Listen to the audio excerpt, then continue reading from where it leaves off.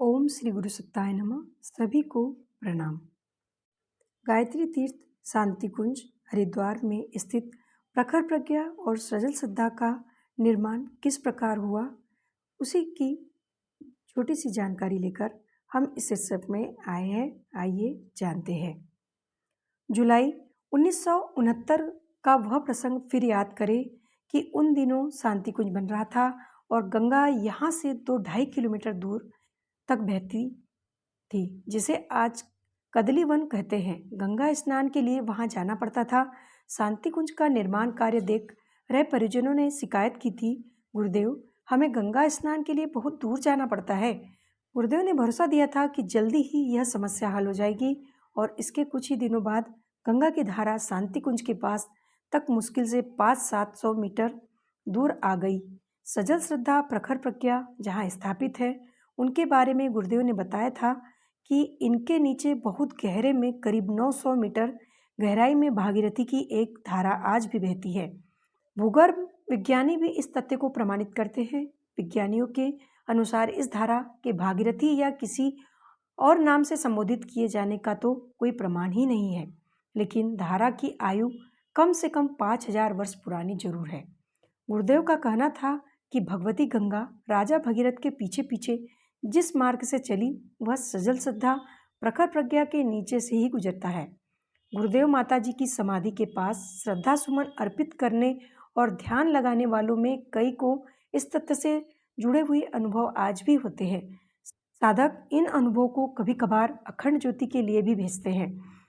समाधि के पास अथवा अखंड दीप के समीप गुरुदेव माता जी और महाकाल की स्थापनाओं के निकट भी इन अनुभवों की लिखित पातियां छोड़ी रखी मिलती है।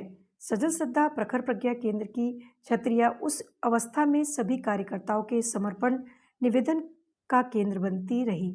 जब गुरुदेव और माताजी से संपर्क नहीं हो पाता था, गुरुदेव के महाप्रयाण के बाद इनका महत्व विशेष रूप से बढ़ने लगा। 1990 में गायत्री जयंती पर गुरुदेव के महाप्रयाण के बाद उनके पार्थिव अवशेष प्रखर प्रज्ञा में स्वयं माताजी ने स्थापित किए।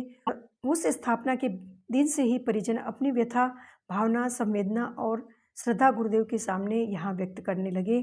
गुरुदेव के महाप्रयाण के बाद अश्वमेध यज्ञों की श्रृंखला आरंभ हुई।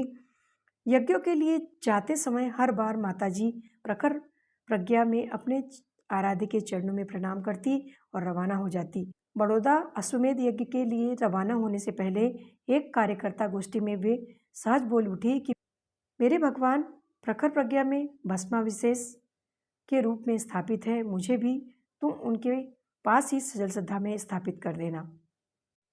1992 में उत्तरकाशी में भूकंप आने पर प्रखर प्रज्ञा के ढांचे में कुछ क्रैक्स आ गए थे। शांति कुंज में रहने और बाहर के परिजनों की राय बनी कि यह क्षेत्र भूकंप प्रधान बेल्ट में आता है। अक्सर यहाँ भूकंप आते रहते हैं, इसीलिए समाधियों को मजबूत आधार देकर बाहर से नया रूप देना चाहिए। परिजनों ने उसी समय माताजी से निवेदन किया था। माताजी ने उस समय तो मना कर दिया। करीब 1-1.5 साल बाद बड़ौदा अश्वमेध यज्ञ में जाने से पहले उन्होंने शांति कुंज में हुई कार्यकर्ताओं की गोष्ठी में कहा कि समाधि का आवरण अब बदला जा सकता है। करीब 1-1.5 साल बाद बड़ौदा अश्वमेध यज्ञ में जाने से पहले उन्होंने शांति कुंज में हुई कार्यकर्ता गोष्ठी में कहा कि समाधि का आवरण अब बदला जा सकता है, लेकिन कुछ समय बाद तब मैं भी अपने आराध्य से एकाकार हो जाऊंगी। इस निर्देश में माताजी प्रकारांत से अपने महाप्रयाण की सूचना भी दे रही थी। सन 1992 के बाद वे समाधि के जीर्णोद्धार की स्वीकृति तो देती थी, लेकिन कुछ समय रुकने को भी कहती थी। सन 1953 में उन्होंने इस बारे में स्पष्ट निर्देश दिए थे। चित्रकूट अश्वमेध के लिए जाते समय उसी स्थान पर प्रणाम करने के बाद वे भाव विह्वल हो उठी। इस तरह की विह्वलता उनमें कम ही दिखाई दी थी। कुछ देर वे खड़ी रही और पास खड़े वरिष्ठ कार्यकर्ताओं की तरफ मुड़ी और बोली, अब समय आ गया है कि तुम लोग कुछ दिनों बाद इसे नए सिरे से बनवा दो। स्मृति चिन्ह वाले स्थान यथावत रहे, छतरियों का ढांचा जर्जर हो गया है, उसे बदल दे। माताजी ने उस जगह की ओर देखा जहां गुरुदेव के शरीर को अग्नि दी थी। इधर देखते हुए कहा, यहाँ भी पक्का निर्माण कराना है, लेकिन अभी नहीं। इसी स्थान पर मेरे शरीर को भी यही पंच महाभूतों के हवाले कर देना। इसके बाद ही यहाँ पक्का चबूतरा बनवा देना। माताजी ने उसी अवसर पर सजल श्रद्धा और प्रखर प्रज्ञा की रूपरेखा खड़े खड़े ही समझा दी।